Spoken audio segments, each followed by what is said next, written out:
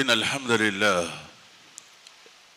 لله نحمده ونستعينه ونستغفره ونؤمن به ونتوكل عليه ونعوذ بالله من شرور أنفسنا ومن سيئات أعمالنا ومن يهده الله فلا مضل له ومن يضلله فلا هادي له وأشهد أن لا إله إلا الله وأشهد أن محمدًا عبده ورسوله.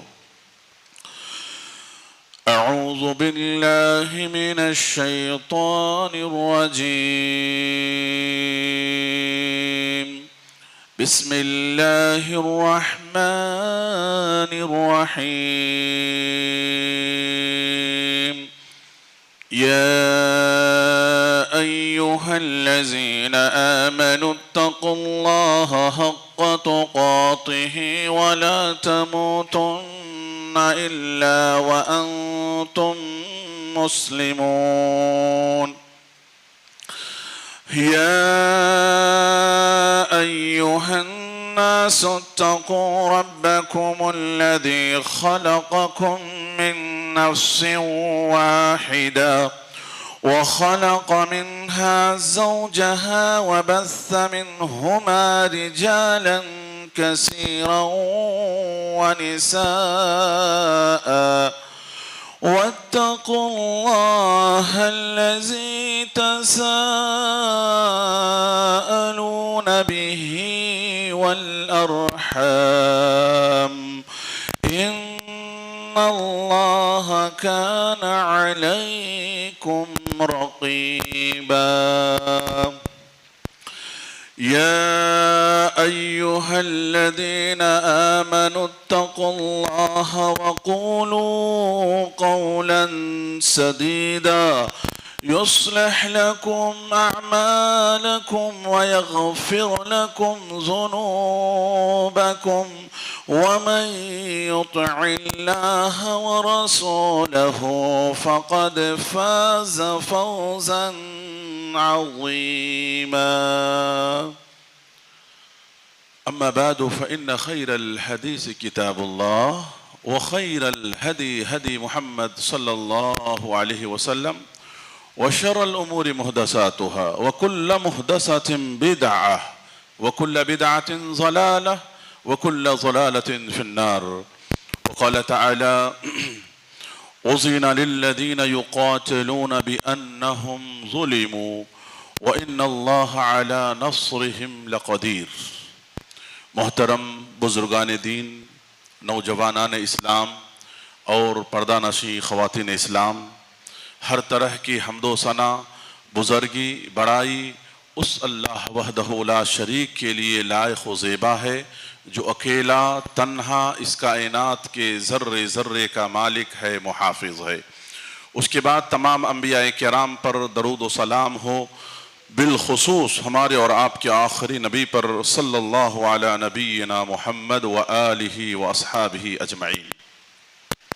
حاضرین جمعہ، اللہ کے فضل اور اس کے احسان سے آج میں آپ حضرات کے سامنے جو اس منبر رسول پر میں کھڑا ہوا ہوں، آج آپ حضرات کے سامنے جس موضوع کے تحت گفتگو کرنے کے لیے جو موضوع لے کر آیا ہوں، وہ موضوع ہے آج کے دن سے تعلق رکھنے والا، یعنی اس ملک کی آزادی میں مسلمانوں کا کردار.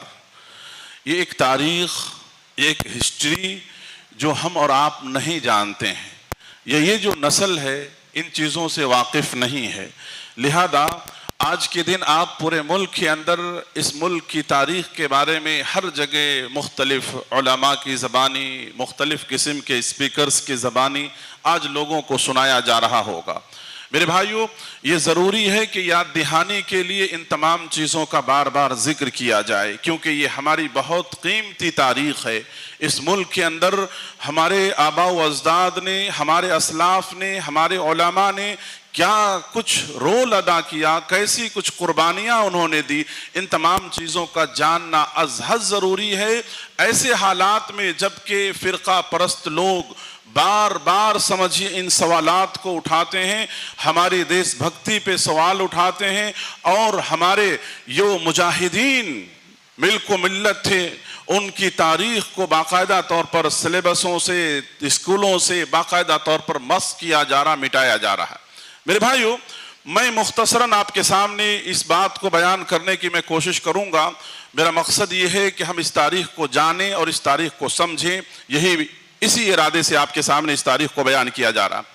میرے بھائیو، آج سارا ملک آزادی کی خوشی اور آزادی کا جشن منا رہا ہے، اور پورا ملک جو ہے ترنگے کی رنگوں میں رنگا ہوا ہے۔ ہم اور آپ اس چیز کو دیکھ رہے ہیں میرے بھائیو۔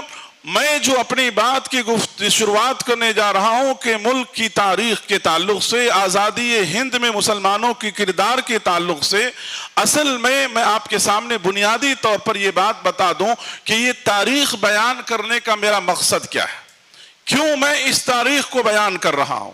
سب سے پہلا پوائنٹ جو ہے میرا، آپ اگر اس کو سمجھنے کی کوشش کریں، کہ سب سے پہلی بات یہ ہے کہ آنے والی نسل کو یہ تاریخ معلوم ہو۔ آنے والی جو نسل ہے اور جو نسل ابھی زندگی گزار رہی ہے، جو جنریشن، انہیں معلوم ہونی چاہیے کہ اس ملک کے اندر، اس ملک کو آزاد کرانے میں کیا کچھ قربانیاں دی گئی ہے، ان تاریخوں کو انہیں بتانا۔ دوسرا مقصد میرا یہ ہے کہ تاریخ بدلنے والوں کی کمی نہیں رہی ہے۔ ہر دور اور ہر زمانے کے اندر ہسٹری کو مٹایا گیا ہے، ہسٹری کو مسخ کیا گیا ہے، تو لہذا ہم اپنی ماضی کی تاریخ کو اتنی اچھی طرح سے یاد رکھیں اور جانیں کہ دنیا کسی طرح بھی ہماری تاریخ سے کھلواڑ کرنے کی وہ کوشش نہ کرے۔ ہمارے ماضی کی جو روشن تاریخ ہے، اس تاریخ سے کسی کو کھیلنے اور اسے بدلنے کی کسی کے اندر ہمت اور طاقت نہ ہو۔ یہ دوسرا پوائنٹ ہے۔ اور تیسرا پوائنٹ یہ ہے میرا کہ اس ملک کے اندر جو بار بار فرقہ پرست لوگ، جو نفرت پھیلانے والے جو لوگ ہیں، چاہے حکومت کے اندر ہو یا طاقت و قوت کے اندر ہو، وہ جو بار بار مسلمان اور اسلام کو اس ملک سے نکالنے اور باہر کرنے کی بات کرتے ہیں، وہ کان کھول کر کے یہ بات سن لے کہ یہ ملک جو مسلمان اور اسلام کو نکالنے کی بات کر رہے ہیں، انہیں یہ بات معلوم ہونی چاہیے کہ اگر اس ملک سے مسلمان نکل جائیں، اگر اس ملک سے اسلام کو نکالنے کی بات کی جائے، تو یہ ملک ہندوستان بے نور ہو جائے گا۔ اس ملک کی تاریخ کا روشن باب مسلمانوں کی قربانیوں سے بھرا پڑا ہے۔ یہ کھلا آسمان، یہ زمین مسلمانوں کو تلاش کرے گی کہ کہاں گئے وہ مسلمان جنہوں نے اپنی خون کی ہولیاں کھیل کر کے مجھے آزاد کروایا تھا، کہاں گئے وہ مسلمان جنہوں نے تختہ دار پر چڑھ کر کے انگریزوں کے خلاف اس ملک کو آزاد کرایا تھا۔ یہ ملک بلکے گی، یہ ملک تلاشے گی، اور یہ ملک باقاعدہ طور پر اپنے اس قربانی دینے والے لوگوں کو تلاش کرے گی۔ میرے بھائیوں، یہ لوگ اپنے دل و دماغ سے یہ بات نکال دیں، کیونکہ یہ ملک ہمارا ہے، اس ملک پہ جتنا تمہارا حق ہے اتنا حق ہمارا بھی ہے۔ اس ملک کے ہم اصلی باشندہ ہیں، اس ملک کے ہم باعزت شہری ہیں، کوئی دوسرے نمبر کے شہری نہیں، بلکہ اس ملک کے ہم اصلی شہری ہیں۔ یہ بات ہمارے دل و دماغ کے اندر ہونی چاہیے میرے بھائیوں۔ آپ کو میں بتاؤں کہ مختصر وقت ہے، اس لیے تاریخ بہت ہے، بڑی تاریخ ہے، لہذا جنگ آزادی کی جو تاریخ ہے کوئی 40-50 سال کی تاریخ نہیں ہے۔ جنگ آزادی کی جو تاریخ ہے، جنگ آزادی جو لڑی گئی ہے، تقریباً 250 سال پر مشتمل یہ تاریخ ہے۔ عام طور پر لوگ بیان کرتے ہیں کہ 1850 میں جنگ آزادی کی شروعات کی گئی، بالکل غلط تاریخ ہے، یہ غلط تاریخ ہے میرے بھائیوں، بلکہ 1750 سے جنگ آزادی کی تحریک شروع ہوتی ہے۔ اور آپ کو معلوم ہونی چاہیے کہ سب سے پہلے اس ملک کے اندر انگریزوں کے خلاف ذہن سازی کا کام جو شروع کیا وہ مسلمانوں نے کیا، اور باقاعدہ طور پر اس کے اندر سب سے پہلے مسلمانوں کے لیے جو تیاری کی گئی وہ شاہ ولی اللہ محدث دہلوی رحمت اللہ علیہ ہیں۔ انہوں نے انگریزوں کے خلاف مسلمانوں کو تیار کرنا شروع کیا. اور یہ بات بھی یہ ملک یاد رکھے کہ اس ملک کی آزادی میں ہندو، مسلم، سکھ، عیسائی سب نے لڑا ہے، لیکن اس بات کو یاد رکھے کہ قائدانہ اور لیڈرانہ اور ایک سیادت اور قیادت والی جو ذمہ داری ہے وہ مسلمانوں نے ہر موڑ پر ادا کیا ہے. انہوں نے بھی قربانیاں دی ہیں، ہم اس بات سے انکار نہیں کرتے، تاریخ اس بات سے انکار نہیں کرتا، لیکن مسلمانوں نے سب سے بڑا قائدانہ رول ادا کیا ہے جنگ آزادی کے اندر. کیوں؟ اس لیے کہ انگریز جو ہے ایسٹ انڈیا کمپنی کے نام سے جو اس ملک کے اندر داخل ہوا تو انہوں نے مسلمانوں سے تخت و تاج چھینا تھا. مسلمانوں سے تخت و تاج چھینا تھا، کسی غیر سے نہیں چھینا تھا، بلکہ مسلمانوں کی جو 850 پر 2 سالہ تاریخ ہے. مسلمانوں نے کتنے سال اس ملک پہ حکومت کیا؟ 850 پر 2 سال. یہ 850 پر 2 سالہ تاریخ جو مسلمانوں کی تھی، اس تاریخ کے اندر یعنی انگریزوں نے مسلمانوں سے یہ تاریخ چھینا. اسی وجہ سے سب سے پہلے مسلمانوں کو انہوں نے ٹارگٹ کیا، اور ہمیشہ مسلمان ہی انگریزوں کا ٹارگٹ رہے.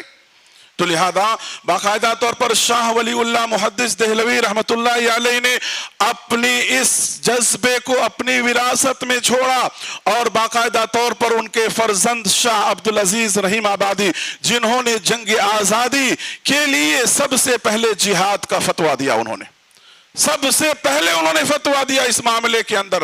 آپ کو معلوم ہونی چاہیے کہ 1750 پر 3 میں مرشد آباد اور بنگال میں علی وردی خان، انہوں نے سب سے پہلے انگریزوں سے کیا کیا؟ لوہا لیا. اسی طرح سے انگریزوں سے جنوبی ہند کے اندر 1799 میں ٹیپو سلطان کے والد حیدری نے انگریزوں سے لوہا لیا. اور اسی طرح سے آپ کو معلوم ہونی چاہیے کہ 1825 میں تحریک شہیدین یعنی سید اسماعیل شہید رحمت اللہ علیہ اور سید احمد شہید رحمت اللہ علیہ، ان دونوں کی تحریک نے جو آزادی کے لیے کوشش، یہ ایسا سور تھا جو پورے ملک کے اندر انگریزوں کے خلاف پھیل گیا، اور اس ملک کا ہر ہندوستانی، ہر مسلمان انگریزوں کو اس ملک سے بھگانا ہے اور نکالنا ہے، اس کے لیے پوری طرح سے تیار ہو گئے اور پوری طرح سے کوشش کرنے لگے. 1825 کے بعد آپ کو معلوم ہونی چاہیے تاریخ کہ ہمارا ملک 1947 میں 1947 کے اندر آزاد ہوا. ملک آزاد ہو کر کے تقریباً 79 ایئر ہوا ہے. یہ ملک کب کی آزاد ہو گیا ہوتا؟ 100-200 سال پہلے آزاد ہو گیا ہوتا، لیکن اپنے ہی لوگوں نے، اپنے ہی گھر کے بھیدی نے، یا یوں کہے کہ اپنے آستین کے سانپوں نے اس ملک کے ساتھ غداری کیا. انہوں نے انگریزوں کے ساتھ تال میل کر کے اگر بنگال کے اندر وہاں پر میر جعفر نے بغاوت نہ کی ہوتی، اگر جنوب کے اندر ٹیپو سلطان کے ساتھ انگریزوں کے ساتھ مل کر غداری نہ کی گئی ہوتی، تو یہ ملک کب کی آزاد ہو گیا ہوتا.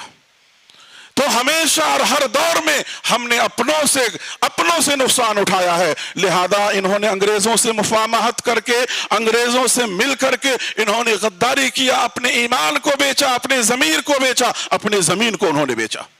اس لیے اتنی لمبی مدت لگی اس ملک کو آزاد ہونے میں. میرے بھائیوں، ہم اور آپ اگر اس ملک کی تاریخ کو دیکھیں گے تو معلوم ہوگا کہ یہ ملک آزادی تک کیسے پہنچا.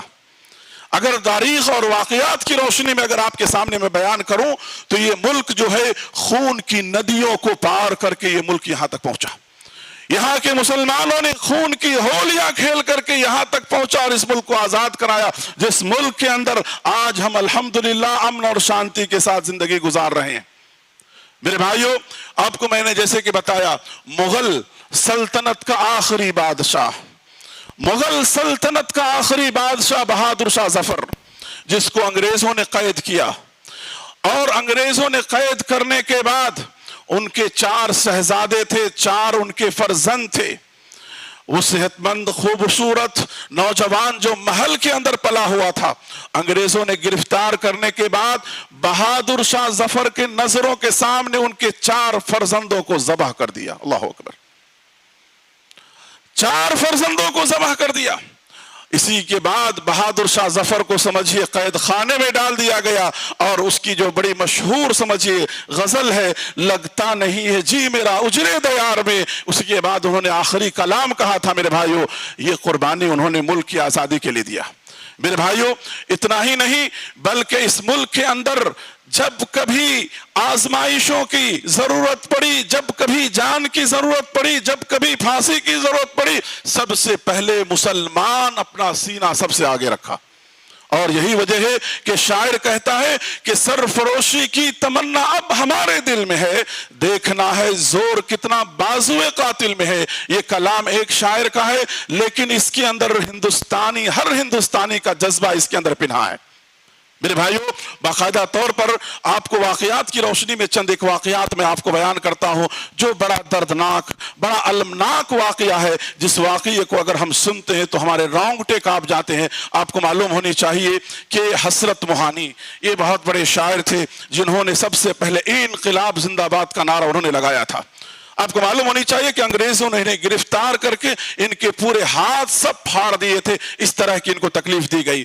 اتنا ہی نہیں بلکہ آپ کو معلوم ہونی چاہیے کہ 1750 سے لے کر کے 1850 تک اس ملک کے اندر ایک اسٹیٹ ہے، یعنی بہار کا اسٹیٹ، اور اس اسٹیٹ میں ایک راجدھانی جسے پٹنہ کہا جاتا ہے۔ پٹنہ کی جو تاریخ ہے، جہاں ایک شہر تھا، ایک گاؤں تھا جسے عظیم آباد کہا جاتا تھا، صادق پور اس کا پرانا نام عظیم آباد تھا۔ ہندوستان کی تاریخ اس کو بیان کیے بغیر مکمل نہیں ہوتا ہے۔ علماء صادق پور کی تاریخ کو بیان کیے بغیر ہندوستان کی تاریخ مکمل نہیں ہوتی ہے۔ آپ کو معلوم ہونی چاہیے، آپ کو معلوم ہونی چاہیے کہ عین خوشی کے دن، عید کے دن، جہاں سارے مسلمان عید منانے کے لیے جمع ہوئے تھے، عین عید کے موقع پر انگریزوں نے ان کی پوری بستیوں پر بلڈوزر چلا دیا۔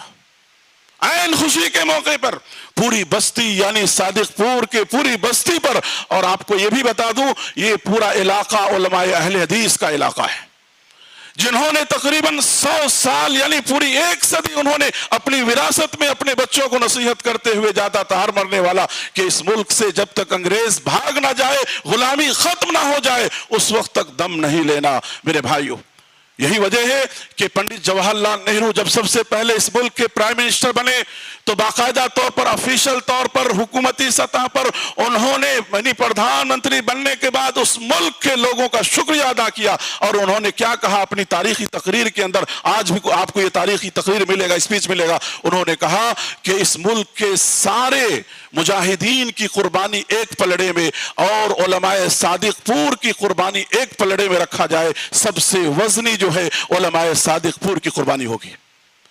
آپ کو معلوم ہونی چاہیے میرے بھائیوں کہ انگریزوں کے پاس سزا دینے کی طرح طرح کی سمجھے طریقے تھے، جس میں سب سے زیادہ خطرناک جو طریقہ سزا کا تھا وہ طریقہ کیا تھا؟ کالا پانی کا۔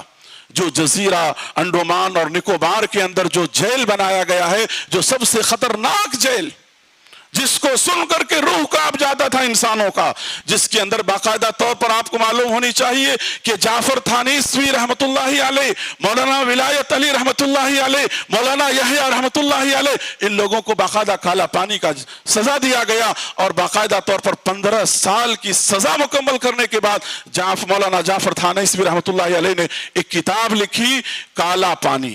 کالا پانی، آج بھی وہ کتاب مارکیٹ میں اویلیبل ہے، کیسی کیسی سزائیں دی جاتی تھی اور کیسے کیسے ٹارچرز کیے جاتے تھے، وہ ساری چیز آپ کو ملے گا اس کے اندر۔ اور آپ کو معلوم ہونی چاہیے کہ انگریزوں نے باقاعدہ طور پر، یہ ملک بھی یاد رکھے باقاعدہ طور پر، کہ انگریزوں نے اس ملک کے اندر 95% مسلمانوں کو یا تو پھانسی کی سزا دی یا تو سمجھیے کالا پانی کی سزا دی، نہیں غیروں کے اندر صرف 5% لوگ تھے جن کو سمجھیے کالا پانی کی سزا دی گئی، ورنہ 95% 95% جو ہے مسلمانوں کو کالا پانی اور تخت اعدام کی سزا دی گئی۔ آپ کو معلوم ہونی چاہیے میرے بھائیوں یہ تاریخ۔ اتنا ہی نہیں بلکہ آپ کو یہ بھی بتا دوں میں تاریخ کے حوالے سے کہ ابھی ہمارا جو پڑوسی اسٹیٹ ہے کیرلا، کیرلا کے اندر ایک مسلمان ہے جن کو موپلا مسلمان کہا جاتا ہے۔ ان کی تاریخ اگر آپ سنیں گے تو آپ کے رونگٹے کانپ جائیں گے۔ باقاعدہ طور پر موپلا مسلمانوں کو انگریزوں نے 125 مسلمانوں کو گرفتار کر کے اور انہیں فیصلے کے لیے کہاں چنئی لے جانا تھا. اس وقت کوئی راستہ نہیں تھا, کوئی سادن نہیں تھی. مال گاڑی کے اندر 125 مسلمانوں کو بند کر دیا گیا, جہاں نہ ہوا ہے, نہ کھانا ہے, نہ پانی ہے. جب راستے میں ایک جگہ روک کر کے دیکھا گیا تو تقریباً اس کے اندر 65 مسلمان مر چکا تھا. اور جو بچے کچے تھے جن کو چنئی کی ہائی کورٹ میں پیش کیا گیا, اس میں سے آدھے کو سمجھے پھانسی کی سزا دے دی گئی اور آدھے کو سمجھے باقاعدہ کالا پانی کی سزا دی گئی. 125 مسلمان جو کیرلا کے تھے. اور باقاعدہ طور پر 1971 کے اندر 1971 کے اندر کیرلا کی حکومت نے باقاعدہ طور پر ان مسلمانوں کی قربانیوں کو یاد کر کے ان کے خاندان والوں کو پینسل جاری کیا. اتنا ہی نہیں میرے بھائیوں, بلکہ باقاعدہ طور پر آپ کو یہ بات بھی معلوم ہونی چاہیے کہ ہم جس اسٹیٹ کے اندر رہتے ہیں, یہ کرناٹکا اسٹیٹ, اس کے اندر بھی باقاعدہ طور پر بہت سارے مجاہدین ہیں. کتنوں کا نام لیا جائے اور کتنوں کے بارے میں آپ کے سامنے ذکر کروں. ایک تھے عثمان سیٹھ, جن کا تعلق تھا بنگلور سے. باقاعدہ طور پر گاندھی جی کو جب ان کے تعلق سے معلوم ہوا, یہ جنگ آزادی کے ہیرو میں سے ہیں, جب ان کو معلوم ہوا کہ یہ بہت مالدار مسلمان ہے, گاندھی جی نے باقاعدہ آ کر ان سے ریکویسٹ کیا کہ ملک کی آزادی کے لیے آپ اپنے دولت کو قربان کریں, اپنے دولت کا دان کریں. باقاعدہ انہوں نے اپنی بڑی بڑی پراپرٹی بیچ کر کے اس ملک کو آزاد کرنے کے لیے وہ سارے فنڈ کیے باقاعدہ طور پر. میرے بھائیوں, اتنا ہی نہیں بلکہ آپ کو ہم کیا بتلائیں, بلکہ یہ بات آپ یاد رکھیں کہ غیر مسلم رائٹر اپنی کتاب کے اندر لکھتا ہے, ڈاکٹر تارا چندر, ان کی کتاب آج بھی آپ کو موجود مارکیٹوں میں ملے گا, ڈاکٹر تارا چندر. وہ لکھتے ہیں کہ اس ملک کے اندر اگر اس ملک کی آزادی کے لیے کوئی تاریخ اگر ہے اس ملک کے اندر تو وہ مسلمانوں کی تاریخ ہے. وہ مسلمانوں کی تاریخ ہے. تقریباً 8 لاکھ سے زائد مسلمانوں نے اس ملک کو آزاد کرنے کے لیے اپنی جان کی بازیاں لگائیں. اپنی جان کی بازیاں تقریباً 8 لاکھ سے زائد مسلمانوں نے دیے ہیں. اور آج یہ ملک ہم سے 2025 میں ہم سے اور آپ سے سوال کر رہی ہے کہ یہ مسلمانوں نے اس ملک کے لیے کیا کیا. میرے بھائیوں, یہ تاریخ جاننے کی ضرورت ہے. آج آپ کو معلوم ہونی چاہیے کہ آج اسکولوں سے, کالجوں سے یہ سارے مسلمانوں کی تاریخ کو مٹا دیا گیا ہے. اب بتاؤ یہ جو جنریشن ہے انہیں کیا معلوم کہ مسلمانوں نے, ہمارے آبا و اجداد نے اس ملک کے لیے کیا کیا ہے؟ کچھ نہیں معلوم انہیں. لہذا اس ناحیے سے ان تاریخوں کو جب ہم بیان کریں گے تو انہیں معلوم ہوگا کہ اس ملک پہ ہمارا کتنا حق ہے, اس ملک سے ہمارا کتنا گہرا تعلق ہے. اور اس ملک سے محبت کی اس سے بڑی دلیل کیا ہو سکتی ہے کہ اس ملک کے اندر اللہ اکبر اتنی ساری تاریخی چیزیں جس کو آج حکومت نے اپنے کمانے کا ذریعہ بنایا ہے, مسلمانوں نے تو ہی دیا. میرے بھائیوں, یہ مسلمانوں کی تاریخ ہے. لہذا آپ کو ہم یہ بات بھی بتا دیں کہ مولانا ابوالکلام آزاد رحمت اللہ علیہ جو بڑی عبقری شخصیت تھی, بڑی دانشور شخص تھے, اللہ اکبر, اپنی جگہ پر ایک مفسر تھے, اپنی جگہ پر ایک سمجھے دانشور تھے اپنے قوم کے, اور اس ملک کا سب سے پہلا ایجوکیشن منسٹر بھی تھے. آپ کو معلوم ہونی چاہیے کہ تقریباً انہیں 15 سال انگریزوں نے قید خانے میں رکھا. انہیں احمد نگر کا آج بھی قید خانہ اس بات پر گواہ ہے کہ مولانا ابوالکلام آزاد رحمت اللہ علیہ کو باقاعدہ انگریزوں نے 15 سال قید کے اندر رکھا. میرے بھائیوں, مولانا ابوالکلام آزاد رحمت اللہ علیہ کی بہت ساری کتابیں ہیں, تالیف ہیں, تفسیریں, آپ کبھی پڑھ کر کے آپ دیکھیں, آپ کو معلوم ہوگا. باقاعدہ طور پر مولانا ابوالکلام آزاد رحمت اللہ علیہ 1947 میں جب یہ ملک آزاد ہوا, جس کے وقت کچھ مسلمان جو اس ملک کے بٹوارے کے تعلق سے فکر مند تھے, لیکن اکثریت مسلمانوں کی ایسی تھی جو اس بٹوارے سے وہ خوش نہیں تھے, دکھی تھے مسلمان, ناراض تھے مسلمان. اس وقت مولانا ابوالکلام آزاد رحمت اللہ علیہ نے دہلی کی جامعہ مسجد کی سیڑھیوں پر کھڑے ہو کر کے تاریخی خطبہ انہوں نے دیا تھا. ان کے الفاظ تو بہت سخت ہے, لیکن میں اس کا ایک خلاصہ چند الفاظ کے اندر میں آپ کے سامنے بیان کرنا چاہتا ہوں. مولانا ابوالکلام آزاد رحمت اللہ علیہ نے دلی کی جامعہ مسجد کے سیڑھیوں پر کھڑے ہو کر کے لوگوں سے کہا تھا کہ میرے ہم وطن بھائیوں, کیا تمہیں یاد نہیں کہ تمہیں قربانی دیے ہوئے چند دن بھی نہیں ہوئے ہیں, تمہارے خون بھی نہیں سوکھے ہیں, اور تم کہاں جا رہے ہو؟ ہجرت کے اس مقدس نام پر تم فرار کو اختیار کر رہے ہو، تم اس ملک سے تم بھاگ رہے ہو، تمہارے آبا و اجداد یہاں پر تدفین ہے، تم کدھر جا رہے ہو؟ یعنی انہوں نے بہت مسلمانوں کو روکنے کی کوشش کی، اور بڑی تاریخی اور بڑا ایموشنل خطاب ہے ان کا جو انہوں نے باقاعدہ طور پر دیا تھا، لیکن مسلمانوں نے اس باتوں کو سنا نہیں۔ اے مسلمان، تم جا رہے ہو، یاد رکھو کہ تمہارے بھائی اس ملک میں کمزور ہو جائیں گے، ان کی کوئی حیثیت نہیں ہوگی، ان کی کوئی اوقات نہیں ہوگی۔ اور آج دیکھو مسلمانوں کی حیثیت کچھ ہے اس ملک کے اندر، آج مسلمان بے وزن ہو گئے ہیں۔ یہی وجہ ہے مولانا ابوالکلام آزاد کی اس خطاب کو آج اگر آپ سنیں گے اور آپ پڑھیں گے تو آپ کے رونگٹے کانپ جائیں گے۔ تو میرے بھائیو، یہ کچھ باتیں تھی اس ملک کی تاریخ کے تعلق سے، جس تاریخ کو جاننا ہمارے لیے ازحد ضروری سی بات ہے۔ بتانے کا میرا مقصد اور خلاصہ کلام یہی ہے۔ چند ایک بات میں آپ سے کہوں گا کہ میرے بھائیو، اس ملک کے اندر سب سے بڑی بات یہ ہے کہ امن اور سلامتی۔ آزادی کا مطلب یہ ہے کہ آزادی کا مطلب یہ نہیں کہ انسان بس فری ہے، آزادی کا مطلب یہ ہے کہ ہر انسان کو اس کا حق ملے، ہر انسان اپنے حق کے لیے آواز اٹھا سکے، ہر انسان کو یہاں کی شہریت میں شامل کیا جائے، اور باقاعدہ طور پر ہر انسان کو باقاعدہ طور پر امن اور شانتی کی ضرورت ہے، اور کوئی بھی ملک اور امن اور شانتی سے چلتا ہے۔ لہذا اس ملک کے اندر جو ہم کو اختیارات ہیں، اس اختیارات کا ہم صحیح استعمال کریں۔ میرے نوجوان دوستو، ہم باعزت شہری بن کر کے اس ملک کے اندر ہم رہنے کی کوشش کریں، اور جس طرح سے ماضی میں ہمارے اسلاف نے اس ملک کو بہت کچھ دیا اور اس ملک کے لیے بڑی قربانیاں دی، آج بھی میرے نوجوان دوستو اس ملک کے اندر اگر اس ملک کو کوئی پریشانی لاحق ہو تو آج بھی اپنے سینے کو سامنے رکھو۔ اور اس ملک کی اور ایک بڑی بات یہ ہے میرے بھائیوں کہ ہم مسلمان ہونے کے ناطے سے ہم اس ملک کے قانون کو نہیں جانتے ہیں، آئین کو نہیں جانتے ہیں۔ ہم اس ملک کے قانون کو پڑھنے کی کوشش کریں، اس ملک کے قانون کو ہم جاننے کی کوشش کریں کہ یہ ملک ہم کو کیا حق دیتا ہے، کیا رائٹ دیتا ہے۔ بہت سارے لوگوں کو نہیں معلوم ہے، بہت ساری چیزیں معلوم نہیں ہے۔ لہذا آج غیروں کو آپ دیکھو، ان کو اپنا ادھیکار معلوم ہے، باقاعدہ وہ چھین کر کے لے رہے ہیں۔ لہذا ہمیں اپنا قانون اور ادھیکار نہیں معلوم ہونے کی وجہ سے آج ہم بہت ساری چیزوں سے محروم ہوتے ہیں۔ لہذا قانون اور ادھیکار کو جاننے کی کوشش کرو، پڑھنے کی کوشش کرو، معلومات لینے کی کوشش کرو۔ لہذا اس ملک کے اندر ہم ایک باعزت شہری بن کر کے رہیں، اس ملک کی سالمیت کا ہم خیال رکھیں، ہر قسم کے فتنہ فساد سے اپنے آپ کو ہم بچانے کی کوشش کریں میرے بھائیوں۔ اور اس ملک کے اندر باقاعدہ طور پر جو حکومتی سطح پر جو قانون نافذ کیے گئے ہیں اس ملک کی بقا کے لیے، حفاظت کے لیے، کبھی بھی کسی بھی معاملے میں میرے نوجوان بھائیوں جذبات میں آ کر کے اس قانون کو اپنے ہاتھ میں لے کر کے اپنے آپ کو اور اسلام کو بدنام کرنے کی کوشش نہیں کرنا۔ اور ایسے موقع پر میں ان لوگوں کے حق میں بھی میں دعا کروں گا میرے بھائیوں کہ NRC کے موقع پر ہو یا اس کے بعد ہو یا اس سے پہلے ہو، ہمارے بہت سارے مسلمان بے گناہ نوجوان جیلوں کے اندر پڑے ہوئے ہیں۔ میرے بھائیو ذرا سوچو، ان کے بھی بیوی ہیں، ان کے بھی بچے ہیں، ان کے بھی ماں باپ ہیں، ان لوگوں کے اوپر کیا گزر رہا ہوگا۔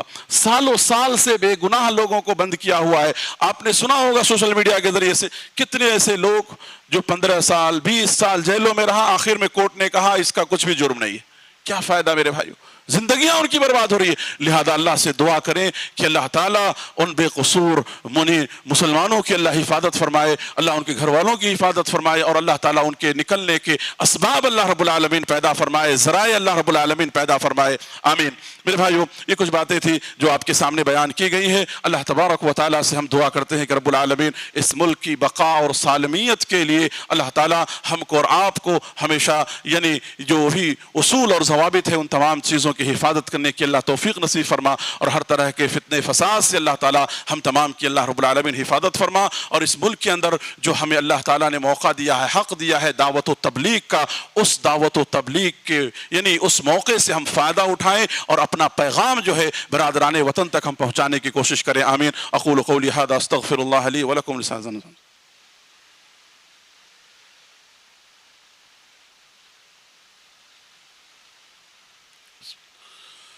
الحمد للہ رب العالمین والصلاة والسلام علی رسولہ الکریم، اما بعد۔ محترم حضرات، ابھی آپ کے سامنے ہندوستان کی آزادی میں مسلمانوں کا کردار یعنی مختصر سی تاریخ آپ کے سامنے بیان کی گئی ہے۔ جیسا کہ آپ کے سامنے بیان کیا گیا کہ یہ بڑی لمبی تاریخ ہے، اتنی لمبی تاریخ کو یعنی آدمی 20-25 منٹ کے اندر بیان نہیں کر سکتا ہے، تو چند ایک جھلکیاں میں نے آپ کے سامنے بیان کی ہے، ورنہ اس تاریخ کو آپ پڑھنے اور جاننے کی آپ کوشش کریں میرے بھائیوں۔ لہذا ہم اور آپ جو ہے اس ملک کے اندر ایک شہری ہونے کے ناطے سے اسلام ہمارے اوپر ایک ذمہ داری عائد کرتا ہے. ذمہ داری کیا عائد کرتا ہے؟ ہم ایک مسلمان ہیں، اور ہم مسلمان ہونے کے ناطے سے اللہ نے ہم کو اس امت کے اندر آخری امت قرار دیا ہے. تو ہمارے اور آپ کے اوپر یہ توحید، عقیدہ توحید کا جو یہ پیغام ہے اللہ کے بندوں تک پہنچانے کی ذمہ داری. لہذا ہم اس موقع کو ضائع نہ ہونے دیں. جب بھی ہمیں دعوت و تبلیغ کا موقع ملتا ہے اس موقع سے ہم فائدہ اٹھائیں اور اس برادران وطن تک اپنے اخلاق حسنہ کے ذریعے سے، یعنی گڈ کیریکٹر کے ذریعے سے، اچھے اخلاق و کردار کے ذریعے سے ہم اس ملک کے اندر اپنے اس دین کے پیغام کو ہم پہنچانے کی کوشش کریں. اللہ نے کہا کنتم خیر امت اخرجت للناس تأمرون بالمعروف وتنہون عن المنکر وتؤمنون باللہ. یہ تم بہترین امت ہو، تمہیں امت یعنی بہتر امت اس لیے کہا گیا ہے کہ تمہیں یہ ذمہ داری ادا کرنی ہے، یہ ذمہ داری تمہیں پورا کرنا ہے. تو لہذا اس ذمہ داری سے آج کوتاہی کی وجہ سے آج مسلمان سمجھیے ہر جگہ ذلیل و رسوا ہو رہے ہیں، اپنے پوزیشن سے نیچے گر رہے ہیں، اور آج ہم اس ظلم اور ستم کو ہم دیکھ رہے ہیں. تو لہذا اللہ کے اوپر امید رکھو، اللہ کی ذات پر بھروسہ اور توکل رکھو، اور اس کام کو انجام دینے کی کوشش کرو. اللہ تمہاری حفاظت کرے گا. دعوت و تبلیغ کے ذریعے سے اللہ نے حفاظت کی ذمہ داری لی ہے، لہذا اس کام کو ہم انجام دینے کی کوشش کریں. میرے بھائیو، اس ذمہ داری میں ہم کوتاہی نہ کریں. آخر میں میرے بھائیو ایک دو اعلانات ہیں، اس کے ذریعے سے میں اپنی بات کو ختم کروں گا. ایک تو دعا کی درخواست ہے کہ ہمارے اس مسجد کے ایک مصلی عثمان بھائی بول کر کے، یعنی کافی دنوں سے بیچارے بیمار ہیں اور بڑی بیماری میں، بڑے سیریس حالت میں ICU میں ہے. اللہ تبارک و تعالیٰ سے دعا کریں کہ اللہ ان کے حق میں بہتر فیصلہ فرمائے، اور اللہ تعالیٰ انہیں شفاء عاجلہ کاملہ اللہ انہیں بھی نصیب فرمائے، اور اس کے ساتھ جو بھی مریض ہے، بیمار ہے، اللہ ان تمام کو شفا یابی عطا فرمائے. دوسرا اعلان یہ ہے کہ ایک نوجوان تقریباً 8-10 سال ہو گئے شادی کو، اولاد کے لیے ترس رہے ہیں. اولاد بہت بڑی نعمت ہے، اللہ سے دعا کریں کہ اللہ انہیں اور اس کے علاوہ جو لوگ بھی اولاد سے محروم ہے، اللہ ان تمام کو اولاد کی نعمتوں سے اللہ مالا مال فرمائے. آمین. اور آپ حضرات سے ہر جمعہ کی طرح اس جمعہ بھی میں گزارش کرتا ہوں کہ جاتے ہوئے زیادہ سے زیادہ آپ ہمارے مسجد کا تعاون کرتے ہوئے جائیں. اللہ آپ کے دیے ہوئے مال کو قبول فرمائے اور بقیہ مال میں اللہ خیر و برکات عطا فرمائے. آمین. إن الحمد لله نحمده ونستعينه ونستغفره ونؤمن به ونتوكل عليه ونعوذ بالله من شرور أنفسنا ومن سيئات أعمالنا ومن يهده الله فلا مضل له ومن يضلله فلا هادي له وأشهد أن لا إله إلا الله وأشهد أن محمدا عبده ورسوله. إن الله وملائكته يصلون على النبي اللهم صل على محمد وعلى آل محمد كما صليت على آل إبراهيم وعلى آل إبراهيم إنك حميد مجيد. اللهم بارك على محمد كما باركت على آل إبراهيم وعلى آل إبراهيم إنك حميد مجيد. عباد الله رحمني ورحمكم الله، إن الله يأمركم بالعدل والإحسان وإيتاء ذي القربى وينهى عن الفحشاء والمنكر والبغي يعظكم لعلكم تذكرون. اذكروا الله يذكركم ادعوه يستجب لكم ولذكر الله تعالى أعلى عز وتم وأهم وأكبر.